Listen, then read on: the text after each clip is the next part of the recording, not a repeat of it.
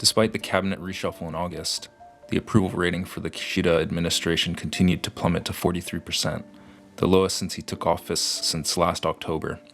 Concerns over the longevity of the Kishida administration are beginning to emerge as the approval rating continues to inch closer to what is widely perceived as the danger level of 30%.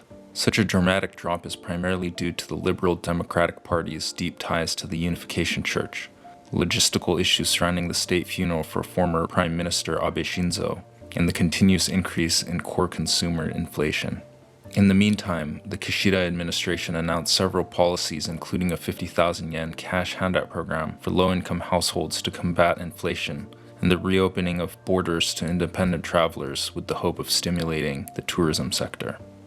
With the Kishida administration entering its second year in office, and the Diet holding an extraordinary session from October to December, further announcements from Prime Minister Kishidafumio concerning economic revitalization are expected to arrive in an attempt to prevent drop in approval.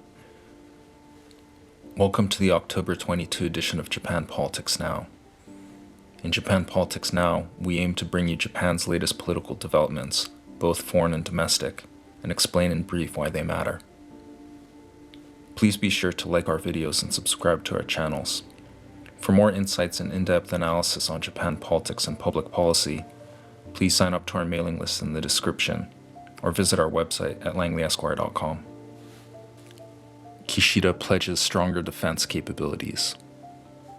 Prime Minister Kishidafumio pledged to strengthen defense capabilities during the first meeting of an expert panel focused on Japan's defense buildup.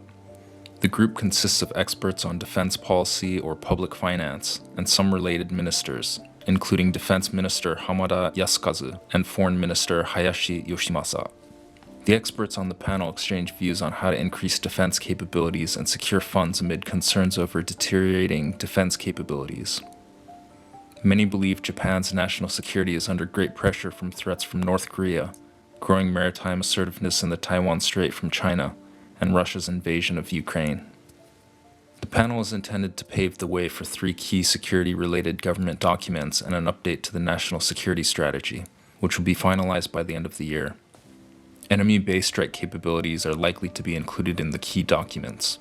Previously, Kishida pledged to double defense spending up to 2% or more of the gross domestic product over the next 5 years.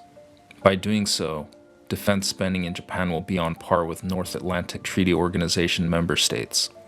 The panel is expected to hold several more meetings until early December before presenting its report to the government.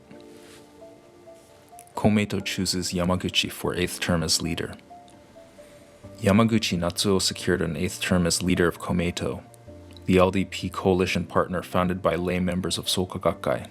Prime Minister Kishida, who attended the bi-yearly convention as a guest, congratulated Yamaguchi and called on the participants to, quote, "together overcome the difficulties faced by our nation."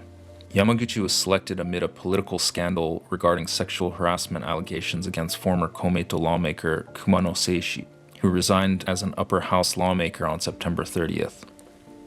Yamaguchi, now 70, was the only one to file a candidacy for the party leadership election. His re-election was formally approved at a party convention on September 25th. His next term will last until September 2024. Yamaguchi's 13-year tenure as leader is the party's longest since Komeito was reorganized into its current form in 1998. Japan and China to mark 50 years of diplomatic ties amid heightened tensions.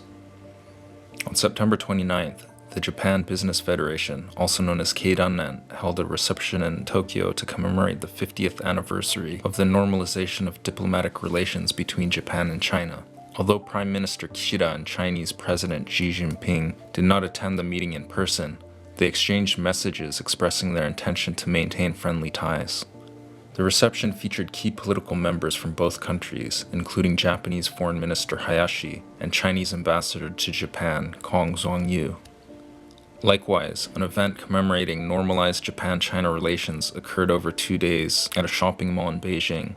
Although Kishida and Xi were absent from both events, both sides seek to arrange talks between the leaders this year. Such a meeting would be their first since Kishida took office in October 2021. Leaders of Japan and South Korea agreed to restore healthy ties.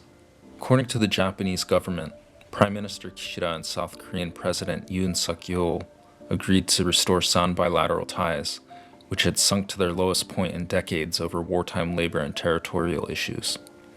Both sides also pledged to deepen cooperation to deal with missiles and nuclear threats from North Korea. The move came 2 days after Japanese Foreign Minister Hayashi and his South Korean counterpart Park Jin met in New York and agreed that the two nations would continue to discuss an early resolution of the issue of wartime labor compensation.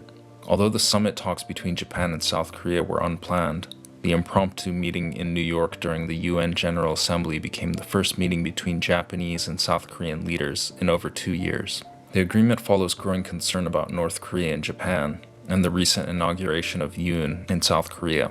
Yoon is known for his pledge to take a future-oriented approach toward Tokyo after the bilateral relationship deteriorated during the administration of Yoon's predecessor, Moon Jae-in.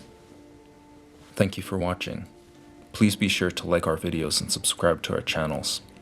For more insights and in-depth analysis on Japan politics and public policy, please sign up to our mailing list in the description, or visit our website at langleyesquire.com.